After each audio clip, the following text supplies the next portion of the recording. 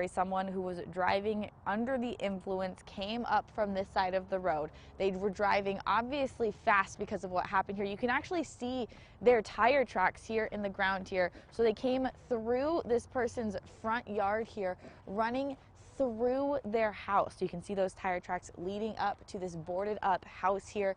Now this is boarded up just in the past few hours because this was a hole in their house beforehand. This entire place right here is their bedroom. So that driver drove through their bedroom, hit the other side of their house, was going fast enough that hitting their house didn't stop them, went all the way through to the back tree in their backyard. Then that driver stopped their car, reversed, and came back through the couple's bedroom, running over their bed. So the couple is okay. They just got some minor injuries, but of course I talked to them earlier.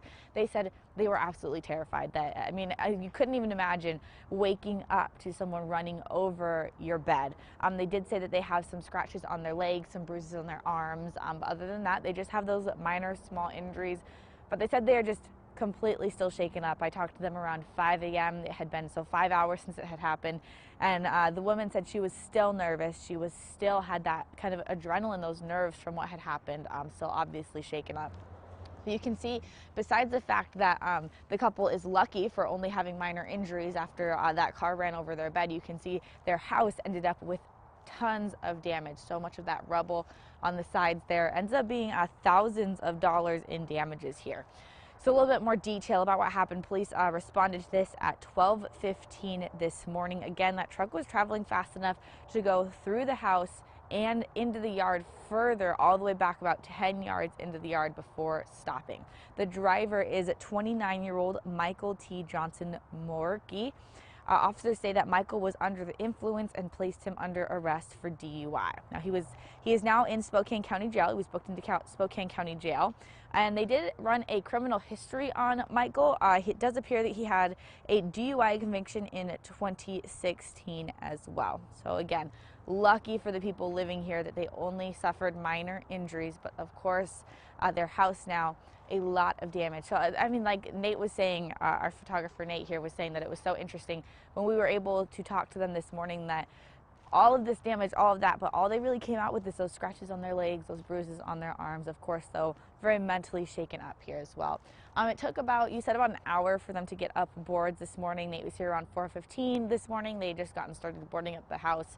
And then after that, it was about 5:30ish that they left. So which part of town are we at? You want to tell people what's the closest landmark? We're at Florida and 6th, so we're right near the Fred Meyers off of the freeway here, right near Thor and Freya, that exit off the 90. So just in this small, little quiet neighborhood. I mean, now it's quiet again, but early this morning around 5 a.m. I mean, we had power tools out here with several people with big lights and crews working to get this boarded back up. Nate said that before it was boarded, that it was just a gaping hole in this house, just absolutely crazy.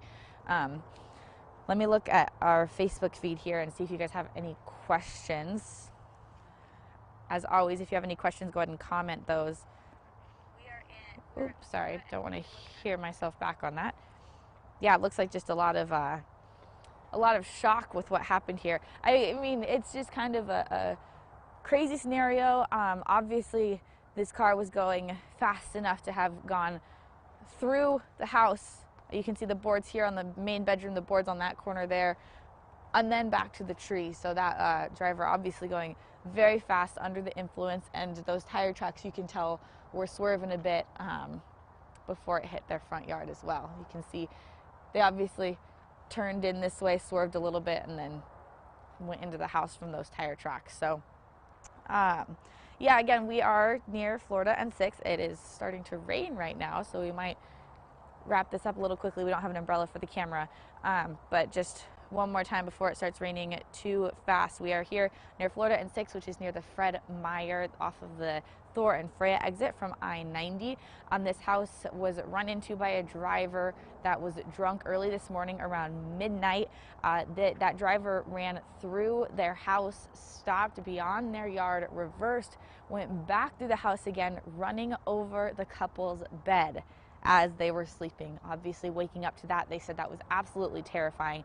They were still nervous and shaken up this morning when I spoke to them 5 hours after that happened. The driver is 29-year-old Michael T. Johnson Moorkey. Officers say that Michael was under the influence and have arrested him. Now he is in Spokane County Jail. Michael is, it looks like he had a DUI conviction in 2016 as well. But again, the biggest thing here is fortunate for the people living here. They do not have many injuries. They said they really just have a couple scrapes and bruises on their arms and their legs. Very lucky that they came out of this with just those few small injuries. But of course, their house, thousands and thousands of dollars in damages. All that rubble you can see is just piles of it in their backyard.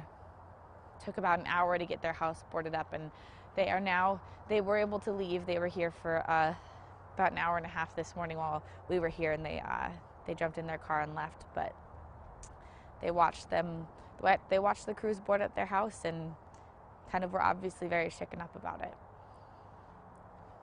All right, if you want more info, you can tune in to Up with KREM this morning, starting at 7 on the CW22.